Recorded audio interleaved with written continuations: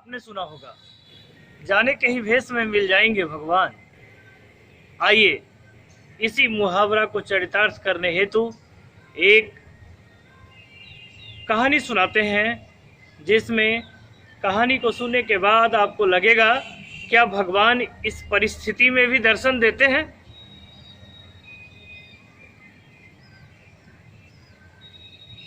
एक व्यक्ति को ईश्वर को प्राप्त करने की अभिलाषा थी। सोते उठते जागते खाते पीते चलते फिरते हर समय उसे एक ही धुन सवार रहता था कि मैं ईश्वर को प्रसन्न कर लेता। लेकिन जब कभी ये इच्छा उसके मन में हिलोड़े लेती तो उसके सामने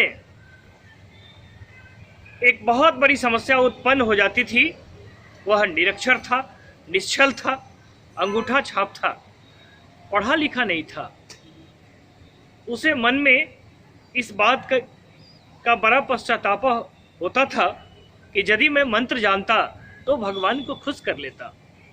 मंत्र को जानने के लिए वह हर मिलने वाले से भगवान को पाने का कोई न कोई मंत्र पूछता। एक दिन उसके मन में हुआ कि क्यों नहीं पास के शिवालय में चलकर वहां भगवान शंकर के शिवलिंग के पास खड़ा होकर के श्रद्धालु जनों से मंत्र पूछा जाए। वह प्रतिदिन शिवालय जाता और प्रयास करता कि जो कोई भी श्रद्धालु शिवालय आते भगवान को जल समर्पित करने हेतु, जल अर्पित करने हेतु उनसे वह मंत्र पूछता। सभी लोग भगवान को पाने का कोई मंत्र इसे बता नहीं पाते थे। इसे ईर्ष्या होती थी कि लोग खुद तो भगवान को पाने का मंत्र जानते हैं लेकिन मुझे बताते नहीं हैं। यह सोच करके वह प्रतिदिन शिवालय में दरवाजे की ओट में छुप जाता और हर श्रद्धालु जो मंदिर में आते थे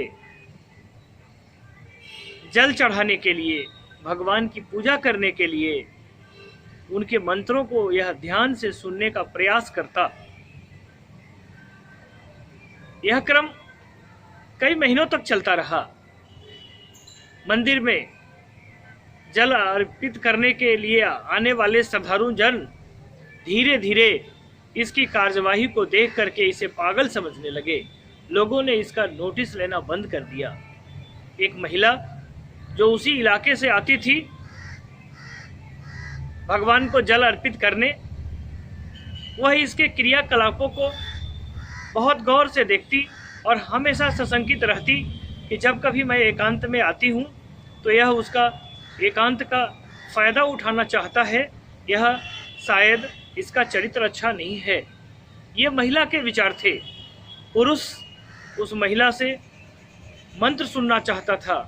वह जानना चाहता था कि यह कौन सा मंत्र पढ़ करके क्या बुदबुदाती है कि शंकर भगवान इससे खुश हो जाते हैं। यही मंत्र मुझे आता तो मैं भी बुदबुदाता और भगवान को प्रसन्न कर लेता। यह सोच करके यह धीरे धीरे सूखता जा रहा था और वह स्त्री धीरे धीरे परेशान होती जा रही थी। वह पूजा ठीक से नहीं कर पाती थी। नित्य प्रतिदिन आती, जल फेंक करके चली जाती। उसके मन में होता था कि एक दिन इसको डांट लगाऊंगा और यह पुरुष सोचता था कि एक दिन इसका मंत्र मैं जान के ही रहूंगा। एक दिन दृढ़ निश्चय कर यह पुरुष सुबह सुबह नित्य कर्मों से निवृत्त होकर के संकल्प लेकर के अपने घर से निकलता है कि आज उस महिला के मंत्र को मैं जान लूंगा। महिला भी संकल्पित होकर के आती है कि आज मैं इसको डांट करके मंदिर की परिधि से बाहर रखूंगी। यह दोनों संकल्पित होकर के उस मंदिर में प्रवेश करते हैं। जैसे ही महिला जल अर्पित करती है, जैसे ही महिला श्रद्धालु जल अर्पित करती है, पुरुष उद्विग्न हो जाता है। वह मंत्र को सुनने का आज ठान के आया होता है। वह महिला के कानों में, महिला के मुख में अपने कान को लगा देता है मंत्र सुनने के लिए। महिला को शरीर स्पर्श होते ही गुस्सा आ जाता है वह गुस्से में बोल उठती है, बजर खसुआ कहीं के। पुरुष को लगता है यही मंत्र है।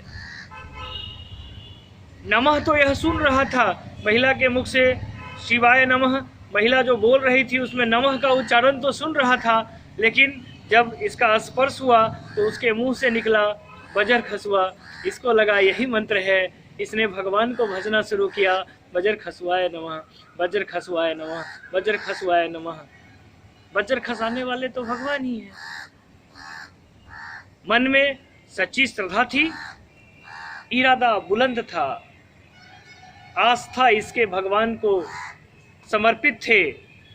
यह मन से उस दिन से पूर्ण मनोयोग से भगवान को याद करने लगा और भगवान को कहने लगा, बजर खसुआए नमः, बजर खसुआए नमः। भगवान इसकी सच्ची श्रद्धा से खुश होकर के इसको दर्शन दिए। कहा गया है, इसीलिए कहा गया है, जाने के ही वेश में मिल जाएंगे भगवान। हम सबों को ईश्वर की अधिक से अधिक प्रार्थना करनी चाहिए, ईश्वर को अधिक से अधिक याद करना चाहिए। आज कोरोना काल है, हम ईश्वर से प्रार्थना करते हैं कि आप घर में रहें, सुरक्षित रहें, स्वस्थ रहें। जय हिंद।